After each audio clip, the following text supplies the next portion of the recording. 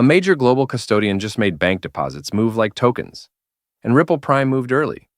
To most people, that sounds like a stablecoin competitor. To institutions, it's a signal that the real question isn't what money looks like, but where it's allowed to move and when it becomes usable.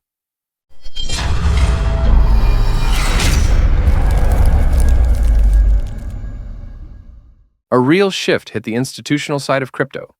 Tokenized deposits moved from theory into production, with Ripple Prime named as an early adopter by a major global custodian. And that immediately triggers the same argument every time financial infrastructure evolves. If banks can tokenize deposits, what are stablecoins for? And if Ripple is involved, the question sharpens fast. Where does XRP fit if bank money itself becomes programmable? That confusion is understandable, because headlines collapse everything into a single phrase, digital dollars. But beneath that label sit very different legal structures, control surfaces, and operational risks. Here's the contrast that matters. People talk about digital money like it's a single object. Institutions treat money like a toolkit. They don't ask which one is best in theory. They ask which form is safe, recognized, and usable for a specific leg of a financial route. So, in this episode, we're going to explain why a prime brokerage desk would adopt tokenized deposits early, what problem that actually solves, and where Ripple's regulated stablecoin fits when the goal isn't hype, but dependable liquidity design. Everything here is for educational and entertainment purposes only, not financial advice. Always do your own research before making any investment decisions. If clear, no hype crypto education helps you make sense of all this. Hit like and subscribe.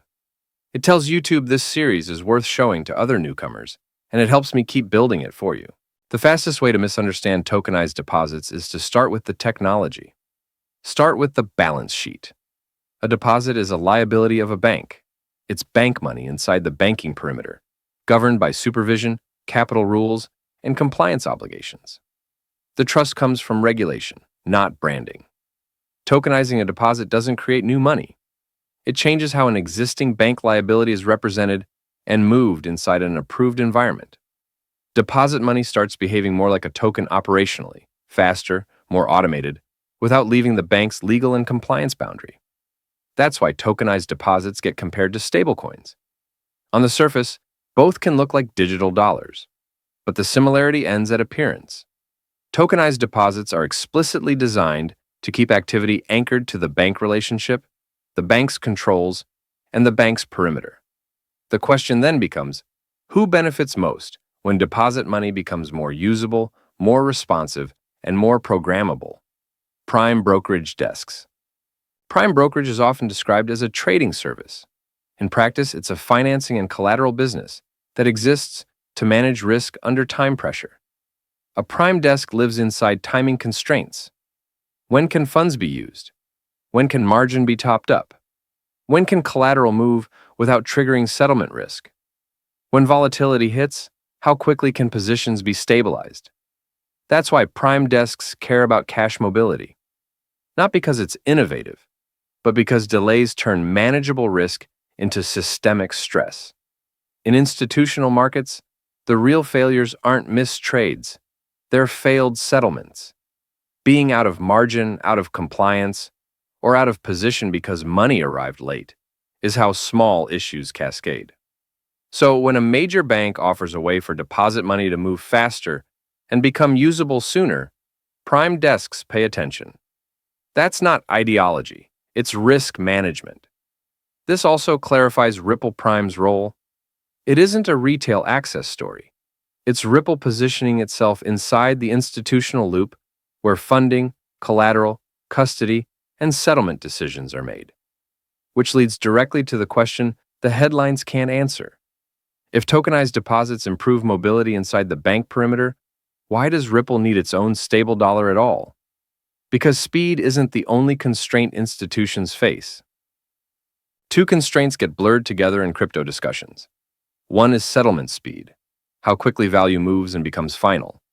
The other is portability, how far that same instrument can travel across venues, counterparties, and systems without getting trapped. Tokenized deposits are powerful on speed and automation, especially for workflows that stay inside a bank's approved environment. They reduce friction, compress timelines, and improve operational responsiveness. But they are not designed to be universally portable. They're meant to be safe, inside a defined perimeter where participants, controls, and enforcement are known. That's not a weakness. That's the design goal. Now consider the environment a prime brokerage desk operates in. It doesn't live inside one perimeter. It spans exchanges, custodians, settlement systems, and regulatory regimes. So prime desks don't just need faster bank money. They need ways to move value when the route crosses boundaries. That's where a regulated stablecoin becomes a different tool, not a replacement for bank liabilities, but an interface asset that can move where bank deposits cannot. And that's where RLUSD fits, if its role is defined precisely. If you think of Ripple's regulated stablecoin as a retail product, it won't make sense. The institutional framing is simpler.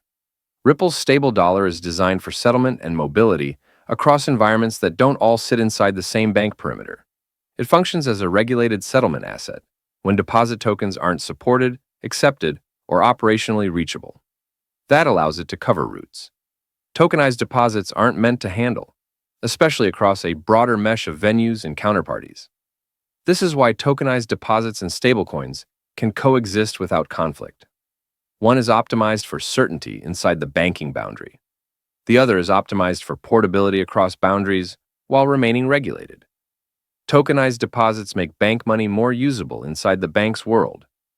Ripple's stable dollar helps value move between worlds when the route requires it. Ripple Prime, adopting tokenized deposits, early signals that Ripple isn't betting on a single form of money. It's assembling a liquidity stack that adapts to the route. But routing only works if the control layer underneath is institutional grade. In retail crypto, the conversation revolves around wallets and exchanges. In institutional finance, the control layer is custody and treasury. Custody defines permissions, policies, and auditability. It determines who can move value, under what conditions, and with what oversight. Treasury determines where value is staged, so it's usable when needed, without violating policy or creating avoidable risk. Together, custody and treasury turn instruments into tools. When tokenized deposits and a regulated stablecoin sit inside the same institutional environment, desks gain two operating modes: deposit-based certainty inside the bank perimeter and stablecoin-based portability across perimeters. This is where XRP fits cleanly, without ideology. XRP functions as a routing and bridging asset when institutions need to move value between endpoints that don't share the same instrument, timing window, or perimeter. Ripple's broader strategy reads like a routing problem. How do you move regulated value across institutions and systems while minimizing settlement friction and operational risk? Sometimes the best instrument is bank money. Sometimes it's a regulated stablecoin. Sometimes it's a bridge asset that connects incompatible endpoints. That's why the debate over which asset wins misses the point. Institutions aren't choosing favorites. They're engineering routes that survive real-world constraints. Ripple Prime's early adoption of tokenized deposits builds credibility inside the bank world. Ripple's stable dollar supports regulated settlement across boundaries. XRP fits as part of the routing logic that connects those domains.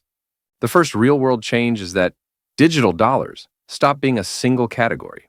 Institutions will use multiple forms of dollars based on route design. Tokenized deposits can scale for bank-adjacent workflows like collateral movement and intraday liquidity, where the bank perimeter provides trust. Regulated stablecoins remain essential for settlement across venues and counterparties that don't share a deposit token network. So the future isn't one dominant dollar. It's interoperable money forms, each optimized for a different perimeter and risk profile. The second change is strategic. Banks will try to keep critical flows inside their perimeter because deposits remain central to banking power. But markets route around constraints. They span jurisdictions and counterparties. That's why routing layers become strategically important. And that's where Ripple's stack fits, not as a narrative, but as infrastructure designed for control, auditability, and usability under stress. So let's return to the contrast we started with. People see tokenized deposits and assume a stablecoin replacement story. Institutions see a way to make bank money more usable without leaving the bank perimeter. People see Ripple's regulated stablecoin and assume a retail adoption story. Institutions see a settlement tool that moves across environments when bank liabilities can't. Ripple Prime adopting tokenized deposits early isn't a contradiction. It's a signal. Ripple is building for institutional routing, not for a single ideological form of money. The money changes based on the route. The route changes based on regulation, counterparties, and operational constraints.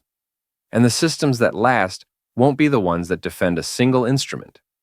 They'll be the ones that adapt without breaking trust. That's what this episode is really about. Not which instrument wins, but how liquidity stacks are assembled when the goal is reliable settlement, not narrative purity. And once that kind of multi-rail liquidity stack exists, the next question isn't how it works. It's what changes when institutions are allowed to use it at scale. Thanks for watching, and I'll see you in the next deep dive. This channel is for educational and entertainment purposes only, and is not financial advice. Always do your own research and keep the discussion respectful. If you enjoyed the video, please consider liking, subscribing, leaving a comment, or sharing it with a friend.